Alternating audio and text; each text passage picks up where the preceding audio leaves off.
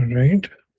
So we will continue our reading of the Bhagavad Gita as it is. We are reading from the fourth chapter entitled The Transcendental Knowledge. So yesterday we completed two verses, which was verse number 8 and verse number 9. Verse number 8 talks about the reasons why the Lord appears in this world. So Krishna tells Arjuna that he comes for to deliver the pious, to annihilate the miscreants, and to again re-establish the principles of dharma. And out of all of this, the most primary thing that Krishna highlights in that verse is that he comes mainly, time and again, in order to reciprocate with his devotees, because he can pursue the other actions of establishing dharma, or even establishing the principles of religion, or even killing the miscreants through other means. But the most important thing that he does is he comes here in this world to show that loving reciprocation with his devotees. That is what we discussed as part of the eighth verse. As part of the ninth verse, we understood about how Krishna tells Arjuna that how one who learns about his transcendental nature and his transcendental form, he is one who never takes birth again. And this aligns with the theme of our chapter, which is transcendental knowledge, because we are trying to understand, Krishna is trying to teach Arjuna what this transcendental knowledge is and how one can cultivate this knowledge. And now Krishna is giving us all of these reasons for his birth, for his appearance, what are the conditions when he comes, and how one can develop love. And as Kaushik Prabhu explained yesterday very beautifully, he highlighted a very nice point that the more we want to love someone, the more we want to develop a personal relationship with someone, we need to study that person, we need to learn more about him. And this way, when we read these scriptures, when we read these verses, we try and understand more and more, and we start developing a loving relationship with the Lord Himself. I hope this made some sense. If anyone has any questions, any comments, or anything that they want to highlight from whatever we read yesterday before we start our reading for today.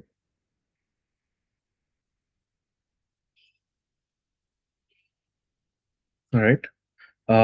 Francesco, will you be able to read? Yes, Prabhu. All right. I can recite the Sanskrit. वीतराग भया क्रोधा मन्मया माम उपाश्रिता बहवो ज्ञान तपसा पूतमद्भावमागता. Please read. Translation. Being free from attachment, fear, and anger, being fully absorbed in me, and taking refuge in me, many, many persons in the past became purified by knowledge of me, and thus they all attained transcendental love for me. Purport. As described above, it is very difficult for a person who is too materially affected to understand the personal nature of the supreme absolute truth. Generally, people who are attached to the worldly conception of life are so absorbed in materialism that it is almost impossible for them to understand how the supreme can be a person. Such materialists cannot even imagine that there is a transcendental body which is imperishable, full of knowledge, and eternally blissful. In the materialistic concept, the body is perishable, full of ignorance, and completely miserable. Therefore, people in general keep the same bodily idea in mind when they are informed of the personal form of the Lord. For such materialistic men, the form of the gigantic material manifestation is supreme. Consequently, they consider the supreme to be impersonal, and because they are too materially absorbed, the conception of retaining the personality after liberation from matter frightens them. When they are informed that spiritual life is also individual and personal, they become afraid.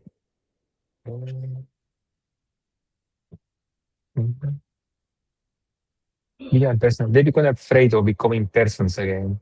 And so they naturally prefer a kind of merging into the impersonal void. Generally, they compare the living entities to the bubbles of the ocean, which merge into the ocean. That is the highest perfection of spiritual existence attainable without individual personality. This is a kind of fearful stage of life. devoid of perfect knowledge of spiritual existence. Furthermore, there are many persons who cannot understand spiritual existence at all. Being embarrassed by so many theories and by contradictions of various types of philosophical speculation, they become disgusted or angry and foolishly conclude that there is no supreme cause and that everything is ultimately void. Such people are in a diseased condition of life. Some people are too materially attached and therefore do not give attention to spiritual life. Some of them want to merge into the supreme spiritual cause, and some of them disbelieve in everything, being angry at all sorts of spiritual speculation out of hopelessness. This last class of men take to, take to the shelter of some kind of intoxication, and their affective hallucinations are sometimes accepted as spiritual vision. One has to get rid of all three stages of material consciousness: attachment to material life, fear of, fear of a spiritual personal identity, and the conception of void that arises from frustration in life. To get free from these three stages of the material concept of life, one has to take complete shelter of the Lord, guided by the bona fide spiritual master, and follow the disciplines and regulative principles of devotional life. The last stage of the devotional life is called Baba, or transcendental love of Godhead. According to Bhakti Rasamrita Sindhu, I guess, the Mhm. science of devotional service.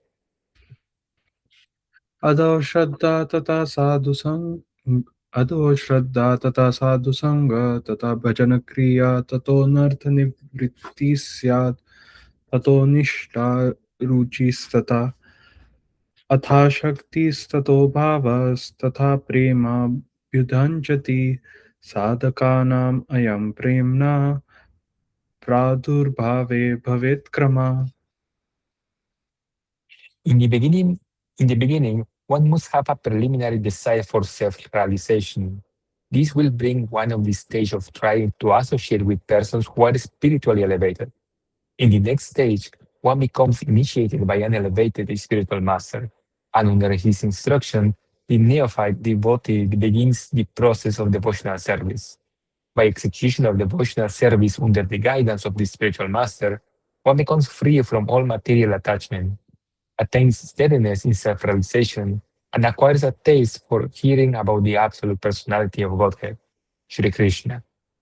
This stage leads one further forward to attachment for Krishna consciousness, which is matured in Bhava, or the preliminary stage of transcendental love of God. Real love for God is called prema, the highest perfectional stage of life. In the prema in the prema stage, there is constant engagement in the transcendental loving service of the Lord. So, by this slow process of devotional service, under the guidance of a bona fide spiritual master, one can attain the highest state, being freed from all material attachment, from the fearfulness of one's individual spiritual personality, and from the frustrations that result in void philosophy. Then, one can ultimately attain to the abode of the spiritual, of the Supreme Lord. Hare Krishna. Thank you so much, Francesco. This was a rather long purport, and thank you so much for patiently reading and everyone hearing it. Uh, so I'll just try to highlight a few important points from this purport. So now, Krishna is telling Arjuna that once you have to first get freed from the attachment, fear, and anger. Now, and as part of the purport, Srila Prabhupada very beautifully highlights this as to what is this attachment that we are talking of. So the first thing is at first there is there are these are basically various classes of people who find it very difficult to accept and understand about the transcendental nature of the Lord, who find it very difficult to accept the Lord Himself. So the first is someone who is very, very attached to his own material possessions. He he cannot accept that there is anything beyond this material possessions. He strongly believes that this life that I have in this world, the life that I have created around me, is all in all. Even if I'm having some kind of problems, I can definitely fix that problem Like if I'm feeling hot, I can increase the AC, or if I'm feeling cold, I can reduce the AC. But he does not want to acknowledge that there are deeper problems or bigger problems in this. And in that stage, he does not accept that there is a supreme being, there is a supreme Lord who is there for us. So that is a strong, they have a strong feeling of attachment for this whole material world and our life. In that mood, they do not accept. So like Krishna said in the previous verse, that janma karma cha me divyam, someone who understands the transcendental nature of my birth, who understands that the body of the Lord is full of knowledge, full of it is imperishable and it is eternally blissful. He cannot comprehend this idea because his perception is just of this world. So that is the first level. Then the second is someone who understands that this material world is not a place meant for me. There are so many problems. I am definitely meant to be a happy person. We are all seeking after happiness, but this is definitely not a place where I'm finding that happiness. So he is completely disgusted with this world. He's saying that this is not what I want. And why am I facing all of these problems is because I have a personal identity. I am a person, I have a body, and this body is becoming my cause of all problems. In that form, that's why he's the second person is the one who is fearful of all of this. He frightened uh, the uh, the conception of retaining the personality after liberation frightens him. And these people are not, therefore they are also not able to understand the transcendental nature of the Lord, or they are not able to accept that there is a Lord who has a physical, a personal form whom they can worship and they can form a personal relationship with. So they are also not able to appreciate the transcendental form, the personal form of the Lord. And the third is the class of people who have heard so many theories and have gone through so many philosophical speculations and are completely disgusted and are angry at all of this. And they conclude that there is no supreme person and there is nothing apart from this, and everything is completely void, and that is all in all. And when they reach this point, they then turn from this state of hopelessness where they do not see any hope in spirituality or any path, then they turn to the uh, the modes of intoxication and other vices. They will channel it through them.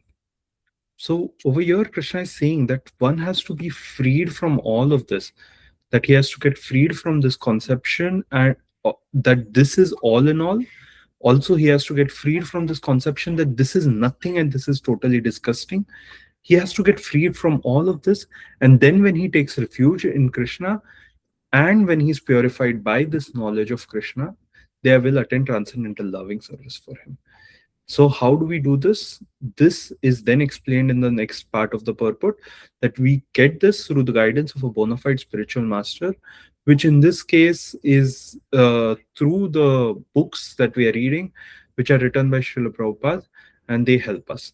And how does this develop? So, this develops by the first very important thing, the preliminary desire for self realization. The preliminary desire is that I want to learn something more. I acknowledge that there is something more and I want to learn more about it. And then you start associating with spiritually like minded people, and then you develop a taste for this hearing, chanting, and regularly coming. And in that way, one can get about this. I'm sorry this explanation went a little over time. I just wanted to highlight one more thing, because while I was reading this, I found out this reference, that while we were reading the second chapter, Krishna actually refers to the exact same three qualities again. That one who is not disturbed in mind, even amongst the threefold miseries, or related when there is happiness, and who is free from attachment, Bro, fear. can you zoom little? Oh, sorry, bro. Is this good? Yes, yes, yes. And one who is free from attachment, fear, and anger is called a sage of steady mind. So Krishna is time and again, sorry, no, this too zoomed in. Krishna is telling again and again about the importance of us getting freed from these three attachment, fear, and anger in order to develop a higher hankering for Krishna, a higher attachment for Krishna himself. I hope this makes some sense. I think I spoke a lot on this, but please let me know if anyone has any questions, any comments.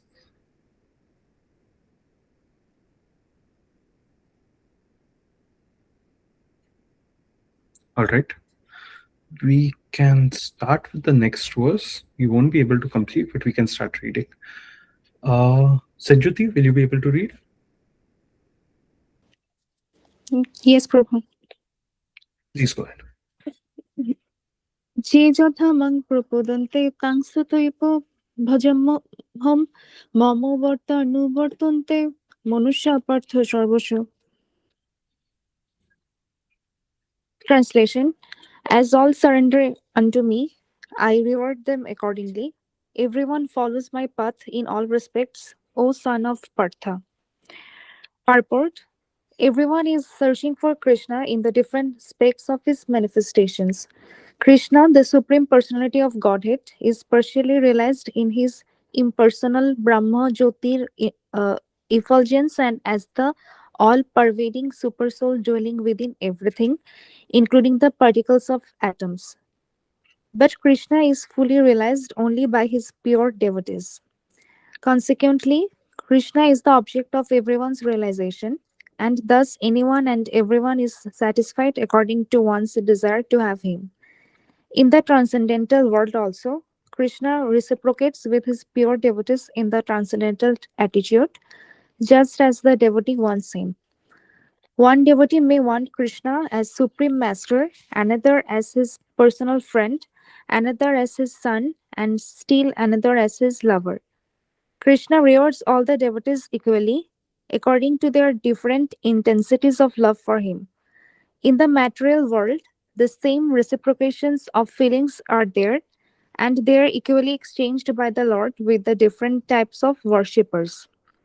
The pure devotees, both here and in the transcendental abode, associate with him in person and are able to render personal service to the Lord and thus devise transcendental bliss in his loving service. As for those who are impersonalists and who want to commit spiritual suicide by annihilating the individual existence of the living entity, Krishna helps also by absorbing them into his effulgence. Such impersonalists do not agree to accept the eternal blissful personality of Godhead. Consequently, they cannot relish the bliss of transcendental personal service to the Lord, having extinguished their individuality. Some Uh, of them, Sanjuti, I think we can pause here. It's already 9:21. I'll just add a few points from what we read till here, and then we can continue from this purport tomorrow. So I'm sorry to stop you midway through. I spoke a little extra on the previous one. So now Krishna is telling Arjuna that how everyone is in some way or the other surrendering unto him. And therefore, Krishna here expands. As part of the purport, Srila Prabhupada expands at how Krishna is his partial manifestation is a impersonal effulgence of the Brahma Jyoti. If you remember very clearly, as part of our second chapter, we discussed about the three levels of understanding of Brahman, Paramatma, and Bhagavan, where we understood how Krishna is understood in different aspects from by different people who approach him in different way.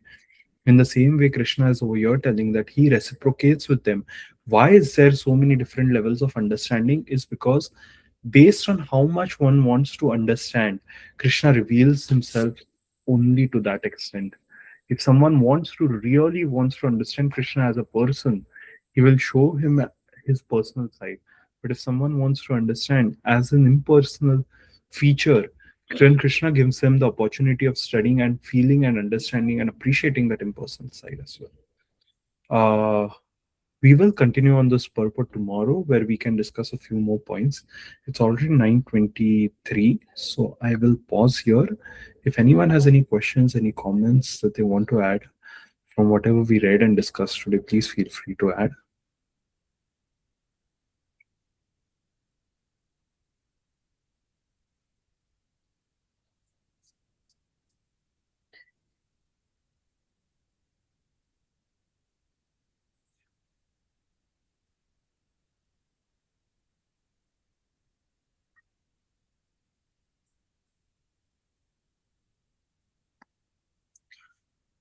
All right, then.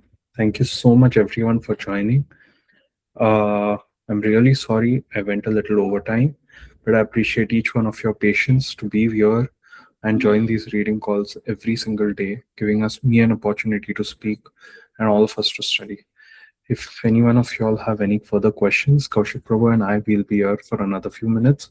Thank you so much. If you have anything else that you need to attend to, feel free to drop off. Hare Krishna.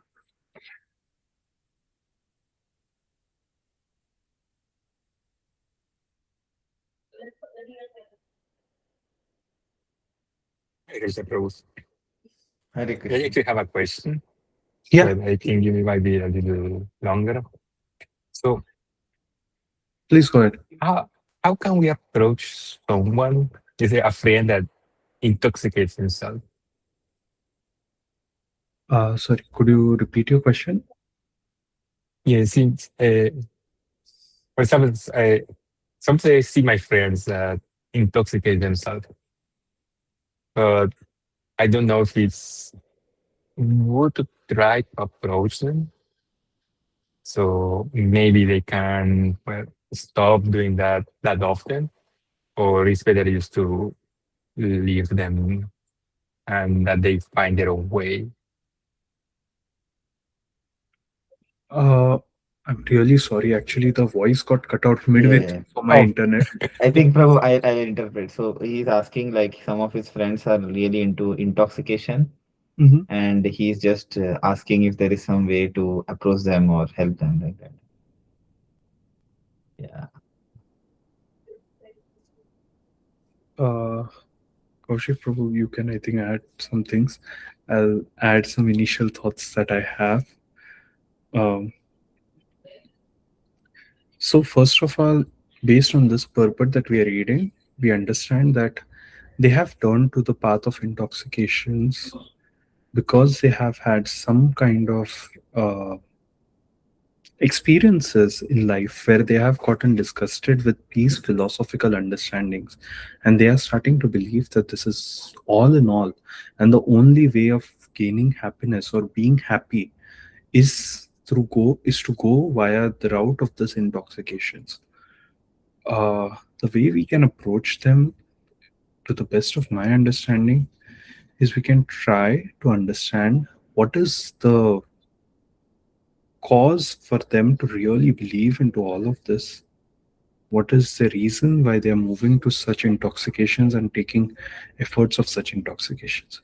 Of course, there will be some people who will move to intoxication not because they want to through all of this, or they're trying to gain some kind of happiness. It might be just because of some kind of a fad that they're following, or might be some kind of social inclusivity, uh, so to say, that they want to be a part of.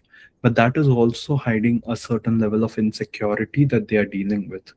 If we are able to address those and we understand, and when we try to explain them, without necessarily even telling them that what Krishna consciousness is, but if we are able to even address them on a personal level, if we build a personal connect, I think that can help them somehow get one step closer. I don't know if that makes sense. yeah, it makes sense. Kaushik Okay, Prabhu, I Prabhu. think you So can you can yeah, add something. I think yes, Prabhu. I think you covered most of it. I just want to add one thing is that most people take to intoxication. So everyone is mostly hankering for love in this world or some kind of fulfillment, which of course we discussed several times. It cannot be attained through material things. So people try to find happiness through various things and try out different things to somehow find that joy or satisfaction. So what Prabhupada did when he came to the US, so he had to deal with hippies who were actually into all kinds of intoxication, into all kinds of habits actually. So mm, but they were transformed into wonderful first class devotees. How did it happen? Is because Prabhupada gave them loads and loads of love and loads of encouragement in spirituality, and he gave them genuine spiritual experience actually, by which they could really connect to spirituality at their level. Of course, it began with kirtan because they were into music, so he introduced kirtan for them, and just by chanting the names of Krishna they were purified, participating in kirtan spiritual activities and coming in association of devotees, having prasadam, and of course hearing Krishna Katha. So by these spiritual principles, they actually found that real fulfillment is in spiritual life, not in these temporary intoxicating substances. That's why they invented stay high forever. So Prabhupada would say that if you take these intoxicating substances, you may go high for some time, but after that there will be a dip. And that dip will take you so low that you will go into depression. But Prabhupada would say we are introducing the spiritual method by which you stay high forever. So that is what Vishya Vinivatante Niraharasya Dehna, Rasavarjan Rasopyasya Param Drishvanivat. It's like higher taste you can get. So that higher taste is definitely there. So you can also probably understand. So in your own experience, right? As you connect with spirituality, as you have been coming for sessions, as you associate with devotees, there is a spiritual taste in it. Hearing the message of Krishna, even having prasadam, participating in kirtan, all of these have a genuine spiritual experience. That's why people are drawn to come every week again and again. There is definitely a spiritual taste in it and people experience it. And by that, gradually, we see that other lower habits go away. So this experience, as much as we don't necessarily have to deal with much negative side of things, but if we can give a positive experience, so I'm going to this temple, there is nice association there, I had a great time last week, why don't you come this week, you'll have a nice time. Or I have read this book, it is so nice, you do you want to read some and or I have heard this kirtan, it is nice, do you want to hear, like that. Or I have brought some prasad, or just this thing that I got a lot of prasad, I went to this temple today, it was very nice, I have brought some for you, would you like to have. So just this kind gesture, right, that means a lot actually.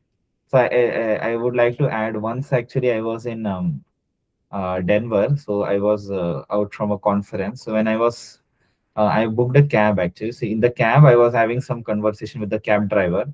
So it happened so that the cab driver actually had tried to commit suicide because he had some relationship issues with his wife, and because of which they had a breakup or divorce or something like that. So it was very painful.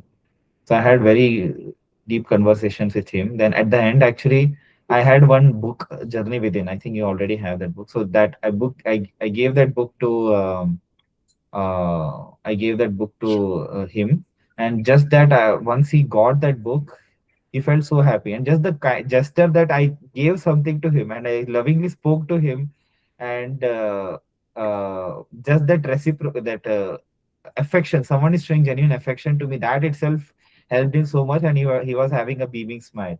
And then I told him about the local temple, and he might join there, he might go, he might have gone there. I never followed up, of course, but I'm just telling that these kind of interaction, just being a loving friend to them and introducing them to what inspired us in our journey, and the more we are genuine about it, it will definitely help them.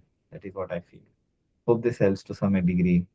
Hope this helps Yes, yes, it some degree. helps. Yes. Hare Krishna. Though. Yes. The Hare most Krishna. important thing is we ourselves to be ourselves should be a very good spiritual practitioner. The more we become serious in bhakti, our example itself becomes the greatest way to inspire others actually. So preaching is all about that. I mean, even inspiring others is all about that.